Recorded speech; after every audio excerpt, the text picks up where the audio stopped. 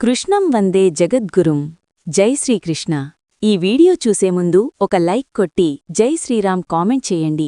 ఈ 2026 సంవత్సరంలో మన హిందువులకు అతి ముఖ్యమైన పండుగ సంక్రాంతి పండుగ. అయితే మనలో చాలామందికి పండుగలు, తేదీల విషయంలో కొన్ని సందేహాలున్నాయి. కాబట్టి ఈ వీడియోలో భోగి సంక్రాంతి, కనుమ పండుగలు ఎప్పుడు వచ్చాయి, ఆ రోజున ఏ నియమాలు పాటించాలి, ఈ పండుగ రోజుల్లో బొమ్మలకొలు ఎలా పెట్టాలి, పిల్లలకు భోగిపళ్ళు ఎలా పొయ్యాలి, అలాగే కనుమ పండుగనాడు చనిపోయిన మన పెద్దలకు బట్టలు ఎలా పెట్టాలి, ఇలాంటి ఎన్నో విషయాల గురించి ఈ వీడియోలో తెలుసుకుందాం. ఈ 2026 సంవత్సరంలో జనవరి 14వ తేదీన భోగి పండుగ జరుపుకోవాలని, సంక్రాంతి పండుగ అలాగే జనవరి 16వ తేదీన కనుమ పండుగ జరుపుకోవాలి. సంక్రాంతి పండుగ విశేషాలు తెలుసుకుని ప్రతి ఒక్కరూ ఒక ముఖ్యమైన విషయాన్ని తెలుసుకోవాలి. మన హిందూ క్యాలెండర్ ప్రకారం సంవత్సరానికి 12 మాసాలుంటాయి. కాని ఈ 2026 సంవత్సరంలో ఎప్పుడూ లేని విధంగా 13 మాసాలు ఏర్పడ్డాయి. ఈ 2026 సంవత్సరంలో పురుషోత్తమ మాసం ఏర్పడుతుంది. ఈ పురుషోత్తమ మాసం శ్రీమహావిష్ణువుకి చాలా ప్రీతికరమైనది. మే 17వ తేదీ నుంచి జూన్ 15వ తేదీ వరకు పురుషోత్తమ మాసం ఉంటుంది. అయితే మన పురాణాల ప్రకారం ఈ పురుషోత్తమ మాసం మహిమ గురించి లక్ష్మీదేవి శ్రీమహావిష్ణువును అడిగినప్పుడు, ఈ పురుషోత్తమ మాసంలో ఎవరైతే నదీ స్నానాలు, పూజలు, దానాలు వంటివి ఆచరిస్తారో అలాంటివారికి ఎన్నో శుభఫలితాలు కలుగుతాయి. వారి జీవితంలో ఉండే కష్టాలన్నీ దూరమవుతాయని స్వయంగా ఆ మహావిష్ణువు వరమిచ్చాడు. అయితే ఈ పురుషోత్తమ మాసంలో వివాహాలు, గృహప్రవేశాలు, శంకుస్థాపనలు వంటి శుభకార్యాలు నిర్వహించకూడదు. ఇక ఈ 2026 సంవత్సరంలో సంక్రాంతి పండుగ విశేషాల గురించి తెలుసుకుందాం. జనవరి 14వ తేదీన భోగి పండుగ వచ్చింది. మనలో చాలామంది ఇంటి ముందు భోగిమంటలు వేస్తారు. ఇంటి ముందు భోగిమంట వేసుకుంటే యజ్ఞం చేసినంత పుణ్యఫలితం లభిస్తుందంట. కాబట్టి భోగిమంటలు వేస్తే చాలా మంచిది. అయితే భోగిమంటల్లో పొరపాటున కూడా ప్లాస్టిక్ వస్తువులను వేయకూడదు. దీనివల్ల భోగిమంటలు పవిత్రత నశిస్తుంది. భోగి పండుగనాడు మీ ఇంట్లో ఉన్న పాత వస్తువులన్నీ తీసి భోగిమంటలు వేయండి. ఇలా చేయడం వలన మీ ఇంటికి ఉన్న నరదృష్టి దోషాలన్నీ తొలగిపోయి మీ ఇంటికి మంచి రోజులు ప్రారంభమవుతాయి. అన్నిటికన్నా ముఖ్యంగా ఈ భోగి పండుగనాడు ప్రతి ఒక్కరూ అభ్యంగన స్నానం చెయ్యాలి. భోగి రోజున శరీరానికి నువ్వుల నూనె రాసుకుని సున్నపు పిండితో స్నానం చెయ్యాలి. ఇలా చేయడం ద్వారా మంచి ఆరోగ్యం లభిస్తుంది. అలాగే నీటిలో నల్ల నువ్వులు వేసుకుని తలస్నానం చేస్తే జాతకంలో ఉండే మీ జాతకంలో ఉన్న శనిదోషాలన్నీ తొలగిపోతాయి. అలాగే ఈ భోగి పండుగనాడు ప్రతి ఒక్కరూ నువ్వులు కలిపి బెల్లం తినాలి. అలాగే బియ్యం పెసరపప్పుతో పులగం తయారుచేసి తినాలి. అలాగే ఈ భోగి పండుగనాడు చిక్కుడుకాయ కూర తినాలని నియమముంది. ఈ భోగి పండుగనాడు 12 సంవత్సరాల వయసుగల పిల్లలకు భోగిపన్ను పొయ్యాలి. సాయంత్రం 5:30 గంటల నుండి 7:30 గంటల మధ్య పిల్లలకు భోగిపళ్ళు పొయ్యాలి. చిన్నపిల్లలకు భోగిపళ్ళు పోస్తే నరదిష్టి బాధలు, అనారోగ్య సమస్యలన్నీ తొలగిపోయి శ్రీమహావిష్ణువు ఆశీర్వాదం లభిస్తుందట. రేగిపళ్ళు, చిల్లర నాణాలు, చెరుకుగడ్డ ముక్కలు, అక్షింతలు, పూలరెక్కలు ఇవన్నీ కలిపి పిల్లల తలపై భోగిపళ్ళు పొయ్యాలి. ఇక జనవరి 15వ తేదీన సంక్రాంతి పండుగ వచ్చింది. ఇది అత్యంత పవిత్రమైన పండుగ. ఈ సంక్రాంతి పండుగరాడు తప్పనిసరిగా నదీ స్నానం చెయ్యాలి. అయితే ఈ రోజున నదీ స్నానాలు చెయ్యలేనివారు ఉదయం సూర్యులు రాకముందే ఇంట్లో ఉన్న ప్రతి ఒక్కరూ తలస్నానం చెయ్యాలి.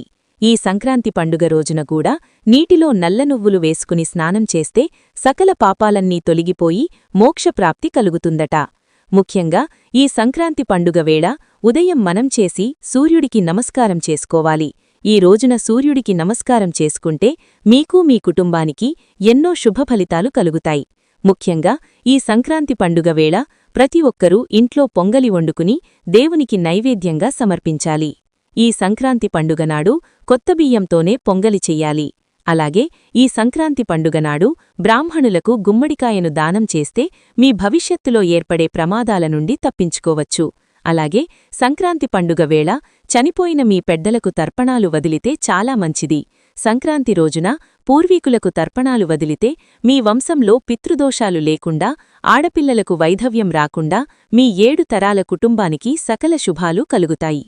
ఇక జనవరి 16వ తేదీన కనుమ పండుగ వచ్చింది. ఈ రోజున పశువులను విశేషంగా పూజించాలి.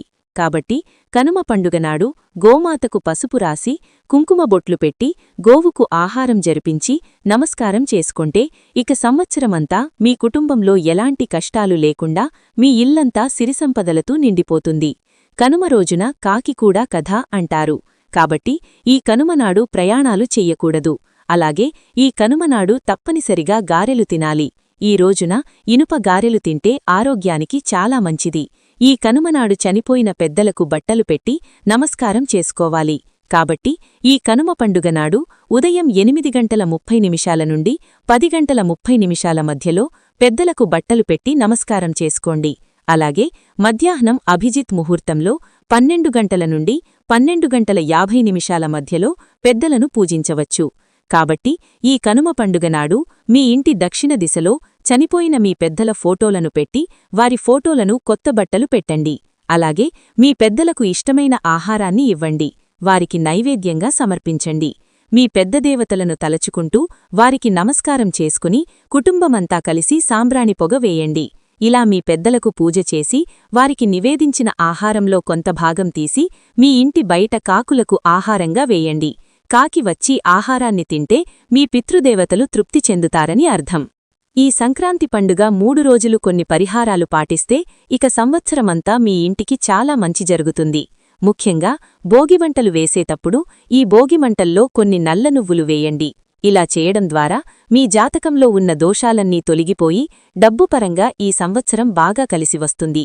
ఈ పండుగ 3 రోజులు తెల్లవారుజామున నిద్రలేచి ఇంటి గుమ్మం ముందు బియ్యపిండితో ముగ్గు వేసి ఇంటి గడపలకు పసుపు రాసి ఇంటి గుమ్మానికి మామిడి తోరణాలు కట్టుకోండి. ఇలాంటి ఇళ్లలోకి లక్ష్మీదేవి వెంటనే అడుగుపెడుతుంది. కెరియర్ పరంగా త్వరగా సెటిలవ్వాలంటే ఈ సంక్రాంతి పండుగ వేళ ఒక రాగి చెంబులో నిండుగా నీళ్లు పోసి అందులో ఎర్రటి పుష్పాలు కొన్ని అక్షింతలు కూడా వేసి సూర్యభగవానుడికి ఆ నీటితో ఆరోగ్యం సమర్పించి నమస్కారం చేసుకోండి. సూర్యదేవుని అనుగ్రహంతో ఏమీ లేని స్థాయి నుండి గొప్ప స్థాయికి ఎదుగుతారు. అలాగే ఎవరైతే బాగా డబ్బు సంపాదించాలని కోరుకుంటారో అలాంటివారు ఈ సంక్రాంతి పండుగను కొత్త బియ్యంతో చక్కెర పొంగలి తయారుచేసి లక్ష్మీదేవికి నైవేద్యంగా సమర్పించి ఆ నైవేద్యాన్ని 5గురికి పంచిపెట్టండి. ఇక సంవత్సరమంతా మీ ఆదాయం క్రమక్రమంగా పెరుగుతుంది. ఇక మనలో చాలామందికి బొమ్మలకొలు పెట్టాలని కోరిక ఉంటుంది. ఈ సంక్రాంతి పండుగ వేళ మీ ఇంట్లో బొమ్మలకొలు నిర్వహిస్తే ఇక మీ ఇంట్లో లక్ష్మీదేవి తిష్టవేసుకుని కూర్చుంటుంది. ముఖ్యంగా ఆడపిల్లలు ఉన్న ఇళ్లల్లో తప్పనిసరిగా బొమ్మలకొలు నిర్వహించాలి. ఎందుకంటే ఆడపిల్లలు ఉన్న ఇంట్లో బొమ్మలకొలు పెడితే మీ ఇంట్లో ఉన్న ఆడపిల్లలకు మంచి వివాహ సంబంధాలు కుదురుతాయి. ముఖ్యంగా వివాహ ప్రయత్నం చేసేవారికి త్వరగా వివాహం కుదురుతుంది. అయితే బొమ్మలకొలు ఎలా నిర్వహించాదో ఇప్పుడు తెలుసుకుందాం. మీ ఇంటి ఈశాన్యంలో లేదా తూర్పు గోడకు చెక్కతో 3 లేదా 5 మెట్లు ఏర్పాటు చేసుకోండి. ఈ మెట్లపైన తెల్లటి వస్త్రాన్ని పరిచి మొదటి మెట్టుపైన దేవుని విగ్రహాలు పెట్టుకోండి. ఇక మిగతా మెట్లపైన జంతువుల బొమ్మలు, పెళ్లి బొమ్మలు ఇలా మీకు అందుబాటులో ఉండే బొమ్మలను పెట్టి ఒక కలశం ఏర్పాటు చేసి పూజ చేసుకోండి. ఇలా ఈ సంక్రాంతి పండుగ 3 రోజులు ఇంట్లో బొమ్మలకొలు నిర్వహిస్తే మీ ఇంటికి చాలా మంచి జరుగుతుంది. చూశారు కదా ఈ వీడియోని.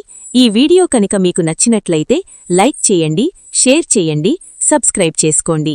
Thank you for watching. Survey జనా సుఖినో భవంతు.